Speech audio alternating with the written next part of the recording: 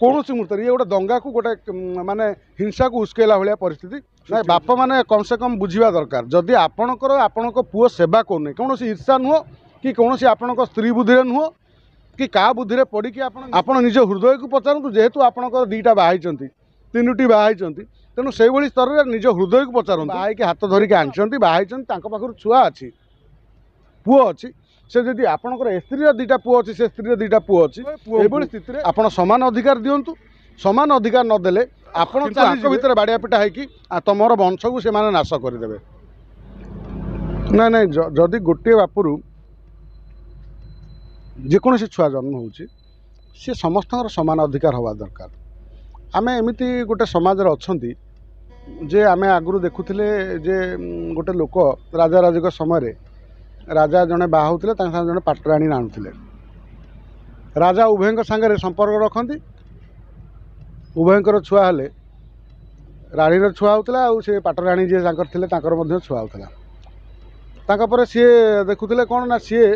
तांकु अलगा रखा होता अलगा घर दे रोते से माने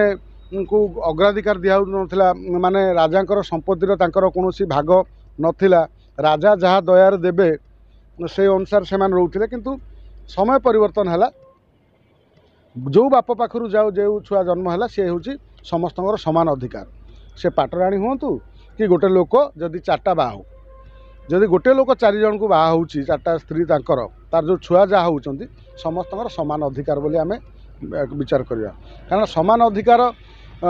कहीं बुझा पड़ो केंद्र सरकार जो आईन आनले जे बाप जहाँ को चाहिए ताकू दब बाप धर आम 2 भाई अच्छु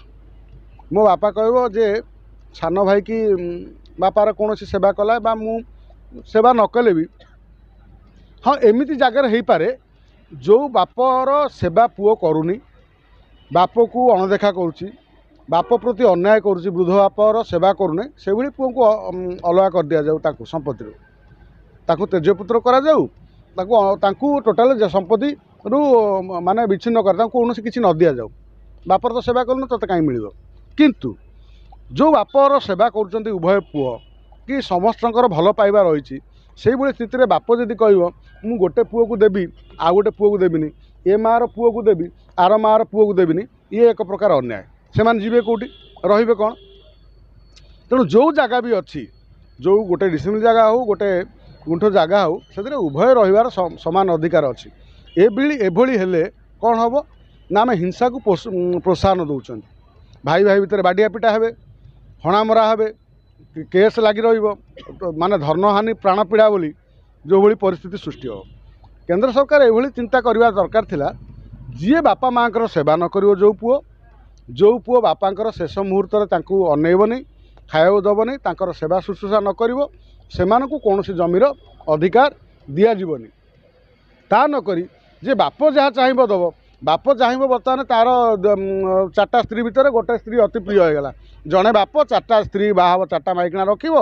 ता भर गोटा स्त्री को गोटे माइकिना को कह ता पुओ मोर आउ 3टा छुआ 3टा छुआ तू जन्म करूँ तेणु से भाई स्थिति में समस्त को बापर अधिकार अच्छी जे समस्त को दे पार बाप जदि गोटे लोक को देकी आउ अन्य लोक को न दिए ताले ये गोटे पक्षपात बोली आम कहवा तेणु ये स्थितिटा को माने संभालिया भारी कष्टकर हो पार जदि प्रशासन आमको समर्थन न करिवो आईन आमको समर्थन न करिवो ताले से माने जीवे कुआड़े से तो बासहरा हो ना तेणु ये स्थिति में केंद्र सरकार ये कथा को चिंता करी गोटे आईन पास करने पूर्व एक कथा चिंता करार थिला जे कम से कम बाप को जदि किए सेवा न करुच्ची जे पितामाता सेवा न करुच्ची से भली पुत्र को